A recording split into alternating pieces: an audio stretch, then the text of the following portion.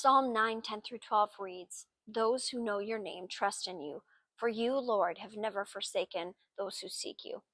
Sing the praises of the Lord enthroned in Zion. Proclaim among the nations what he has done. For he who avenges blood remembers. He does not ignore the cries of the afflicted." These verses pulse with the raw reality about trust, justice, and the way God shows up when things get brutal. But there's a subtle detail in these verses, a linguistic marker that we miss, and it really changes everything.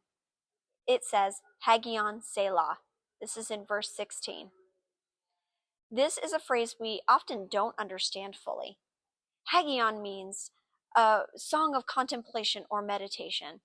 It's almost as if the psalmist is saying, pause, reflect, let what you just read sink into your soul.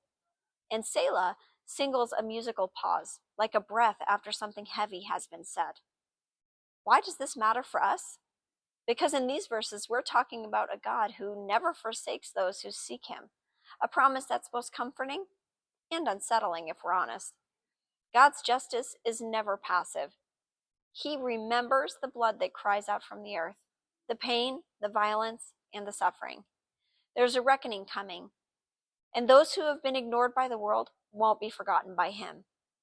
But this is where we need to pause, because Hagion calls us to meditate on that. It's easy to move on too quickly, but we can't. It forces us to sit with this truth. God remembers the cries of the afflicted. This isn't just a promise of retribution, though. It's a promise of deep, righteous restoration. What are the areas of your life where you feel forsaken? Are you living in an injustice? Carrying a pain that's too heavy to speak aloud? Hagion invites you to pause in that suffering and remember that God doesn't forget. The world may overlook, dismiss, ignore, but God is not indifferent.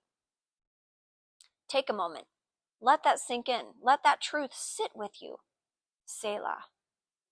In a world full of noise, this moment of stillness calls you to reflect on the God who sees, who hears, and who will act. When you face injustice, remember this. God's justice is not distant. It's coming, and it starts with his presence in the now. Let's trust in God who remembers. Trust in his action. Trust in his timing. And when it feels like the world is silent, let the pause be a reminder that God's ear is never turned away from the cries of the afflicted.